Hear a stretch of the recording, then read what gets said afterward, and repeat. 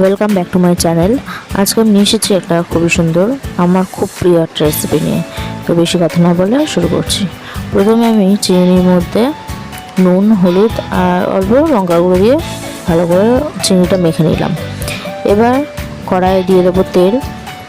তেলটা একটু নেড়েচেড়ে কড়াই ভালো করে লাগিয়ে নেবো চারদিকে। তারপরে তেলটা গরম হয়ে গেলে তার মধ্যে দিয়ে দেবো একে একে চিংড়িগুলো।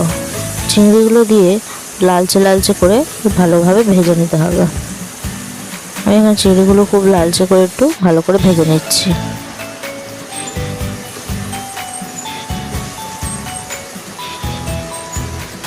চিংড়িগুলো একটু ঘন ঘন ভালো করে নেড়ে চেড়ে লালচে করে ভেজে নিতে হবে। এবার চিংড়ি ভাজা হয়ে গেলে আলাদা একটা পাত্রে তুলে রেখে দেবো। তারপরে সেই কড়াতেই দিয়ে দেবো তেল আর ফোড়নে দিয়ে দেবো কালো জিরে। তারপর একটু ভালো করে কালো জিরেটা নেড়ে ছেড়ে নেবো যাতে লেগে না যায় বা পুড়ে না যায়। তারপর দিয়ে দেবো কটা ছেঁড়া কাঁচা লঙ্কা আর দিয়ে দেবো পেঁয়াজ কুচি। পেঁয়াজ কুচিটা দিয়ে ভালো করে নেড়ে ছেড়ে নেবো। পেঁয়াজটা একটু লালচে লালচে করে ভেজে নিতে হবে যাতে পেঁয়াজের কাঁচা গন্ধটা না থাকে।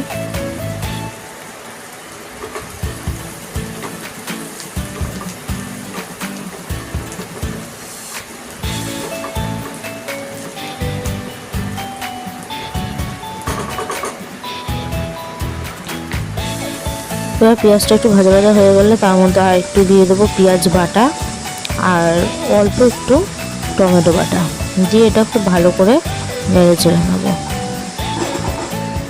ভালো করে নেড়ে চেড়ে নিয়ে টমেটো আর পেঁয়াজের কাঁচা গন্ধটা চলে গেলে তারপর এর মধ্যে দিয়ে দেবো ভেজে রাখা চিংড়িগুলো দিয়ে আবারও খুব ভালো করে ভেজে নিতে হবে। দেখুন আমি এপাশ ওপাশ করে নেড়ে চেড়ে খুব ভালো করে চিংড়িগুলো ভেজে নিচ্ছি।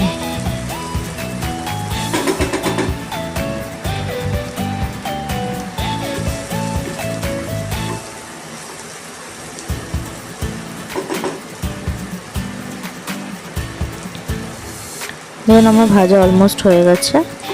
এবার এগুলো একটা পাত্রে আলাদা করে তুলে নেব। যা তুলে রেখেছিলাম এটা বেটে আলাদা পাত্রে রেখে দেবো।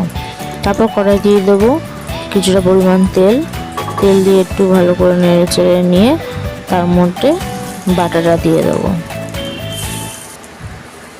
তারপর দিয়ে দেবো কড়াই একটু নুন আর অল্প হলুদ দিয়ে বাটাটা ভালো করে তেলে ভালো করে ভাজতে হবে যাতে জল জল ভাবটা কেটে গিয়ে একদম শুকনো হয়ে আসে। যতক্ষণ না কড়াইয়ের সাথে লেগে লেগে যাবে ততক্ষণ পর্যন্ত এটা ভালো করে খুব সুন্দর করে ভেজে নিতে হবে।